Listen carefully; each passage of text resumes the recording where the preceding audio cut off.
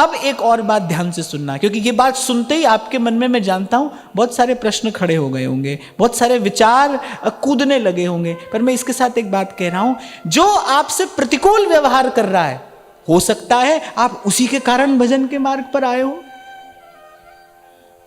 जो आपसे प्रतिकूल व्यवहार कर रहा है, जो आपके जीवन में प्रतिकूलता ला रहा है, उससे द्वेष नहीं करना, उससे बचकर भागने के लिए नहीं कह रहा हूं मैं।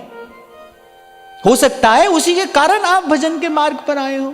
क्यों संत कह रहे हैं निंदक नियरे राखिए, आंगन कुटी छवाए। अरे वो बहुत बड़ा हित कर रहा है। मैं तो ऐसा समझता हूं भाई, जो आपकी गलती बताता है वो आपको बहुत बड़ा हित कर रहा है। कबीर तो कह रहे हैं, बोले उसको अपने घर में ही रखो, उसके भोजन पानी की भी सुंदर व्यवस्था करो। वो पूछे कि हमको क्या करना है, बोले एक ही काम, बस हमारी गलती बताते रहना, यही करना है तुमको। संत का दृष्टिकोण अलग है ना, उसको अलग वस्तु चाहिए, उसको घर दुकान मकान बच्चा ये सब नहीं चाहिए ना, उसको कोई अलग वस्तु चाहिए। और मैं कहता हूं जब आपका लक्ष्य अलग है फिर आपका मार्ग भी अलग होगा। अगर आपका लक्ष्य दिव्य है, विलक्षण है, तो फिर आपका मार्ग भी विचित्र होगा। अब मैं देखो, मेरे पास कोई और काम तो है नहीं दिन भर, मैं तो यही उलट पलट कर और बार बार सोचता रहता हूँ, विचार करता रहता हूँ, भाई क्यों कहा होगा, किस किस स्थिति में कहा होगा, क्या अर्थ है इसका। तो कह रहे भाई निंदक नीरे राखिए, आंगन कुटी छवाए। बोले उसको घर में रखो, घर के पास रखो, और उसके भोजन पानी की भी व्यवस्था करो, सुबह शाम उसका हालचाल पूछते रहो। और बोले तुमको एक ही काम करना है, हमारे पर बिल्कुल पैनी नजर रखना और हमारी गलती बताते रहना।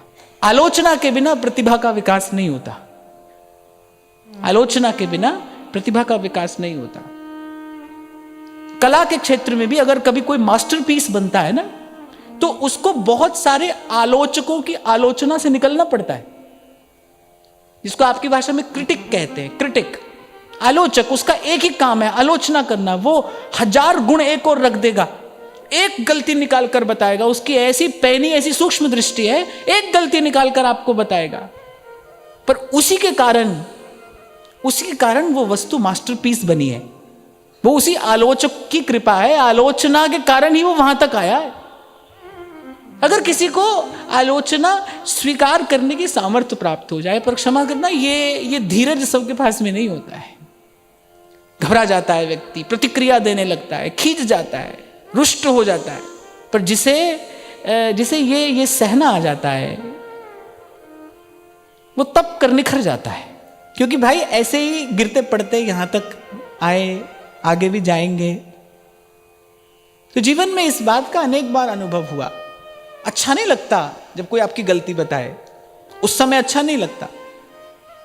मेरे साथ तो ऐसा हुआ, कभी ऐसा हुआ कि जब कोई कहता था तो उस समय बहुत प्रिय नहीं लगता था। पर आज भाई उन सब का धन्यवाद है।